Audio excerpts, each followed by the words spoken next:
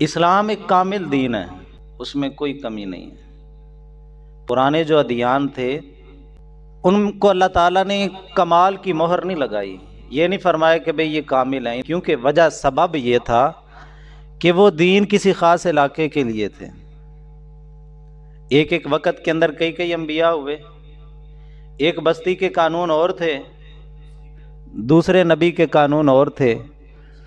وہاں شریعت کے حکم اور تھے، یہاں شریعت کے حکم اور تھے، یعنی ایک دور کے اندر کئی نبی آئے۔ پھر زمانے کے لحاظ سے حکم ہوتے تھے کہ بھی چونکہ ایک نبی کی نبوت 50 سال یا 100 سال یا 200 سال چلنی ہے، اللہ پاک نے اس 200 سال کے مطابق قوانین عطا کیے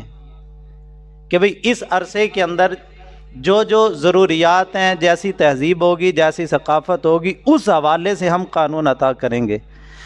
تو پرانے ادیان جو تھے، جو سابقہ ادیان تھے، جن کو اسلام نے منسوخ کر دیا،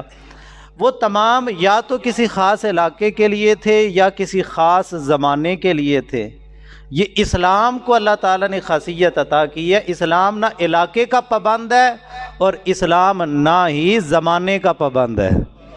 اسلام کو اللہ پاک نے ہر علاقے کا دین بنا کے بھیجا اور ہر زمانے کا دین بنا کے بھیجا۔ باقی جو نبی آتے رہے وہ مخصوص وقت تک، مخصوص مدت تک، مخصوص علاقے تک ان کی شریعت ہوتی رہی۔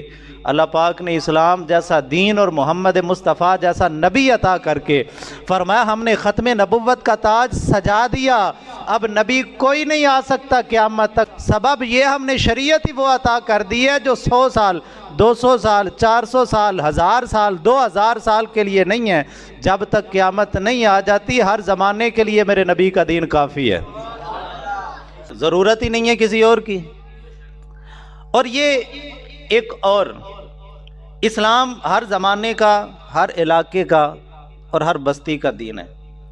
اسی طریقے سے اسلام ہر شعبہ حیات کے ساتھ تعلق رکھنے والے بندے کا دین ہے، وہ چاہے مزدور ہو، وہ چاہے معاشرتی طور پہ سب سے اونچی سطح جو ہے وہ حکمران ہو دنیاوی لحاظ سے، وگرنہ اگر حقیقت بھی نگاہ سے دیکھیں تو میرے مصطفیٰ کریم علیہ الصلوۃ والتسلیم نے اونچی سند اس کو عطا کی ہے کہ جو دین کا علم زیادہ رکھتا ہے، عزتیں اس کو دی گئی ہیں۔ معاشرتی لحاظ سے، دنیاوی لحاظ سے دیکھیں تو نچلا طبقہ مزدوری کرنے والا، اوپر والا طبقہ حکومت کرنے والا۔ اسلام مزدور کے لیے بھی کامل اصلاح اور اس کو رستہ عطا کرتا ہے، اسلام حکمرانوں کو بھی رستہ عطا کرتا ہے۔ اور مزدور سے لے کے وہ چاہے دکاندار ہو، وہ چاہے ریڑھی چلانے والا ہو، وہ چاہے منڈی میں بیٹھنے والا ہو، یعنی کسی بھی شعبہ حیات کے ساتھ تعلق رکھنے والا ہو، جب وہ خود کو اسلام کے سانچے میں ڈھال لیتا ہے اللہ رب العزت اس کو بھی اپنا ولی بنا لیتا ہے۔ وہ چاہے مزدوری ہو، وہ چاہے دکانداری ہو، وہ چاہے سلطنت، حکومت اور تخت پہ بیٹھا ہوا بندہ ہو، جب وہ خود کو رسول اللہ کا فرما بردار بنا لیتا ہے اللہ اس کو بھی اپنا ولی اور اپنا دوست بنا لیتا ہے۔ دیکھیے حضرت فاروق اعظم کو نہیں بنایا اللہ پاک نے، حضرت عمر بن عبدالعزیز رحمۃ اللہ تعالی علیہ بنو امیہ کے ظالم ترین حکمرانوں کے بعد حضرت عمر بن عبدالعزیز رحمۃ اللہ علیہ کا دور مبارک آتا ہے، اللہ نے گندے ترین ماحول میں سے پھر اپنا ولی پیدا کر دیا۔ جب لوگ کہتے تھے اب کچھ نہیں ہو سکتا، اب جو ہے وہ اتنے ظالم آ گئے ہیں، اب ان کو کون سدھار سکتا ہے، اللہ نے ایک درویش کو پیدا کیا، چل اٹھ اور ذرا ان کو سیدھا کر دے۔ یعنی کوئی دکاندار یہ نہ سمجھے جی میں تو دنیا دار ہوں، میں کیسے اللہ کا قرب حاصل کروں گا، بھئی تو وہاں پہ بیٹھ کے حاصل کر سکتا ہے۔ کوئی مزدوری کرنے والا یہ نہ سمجھے بھی میں تو سارا دن اینٹیں ڈھوتا ہوں، میں کیسے اللہ کا قرب حاصل کر سکتا ہوں۔ حضرت خلیفہ ہارون رشید رحمۃ اللہ تعالی علیہ کا بیٹا،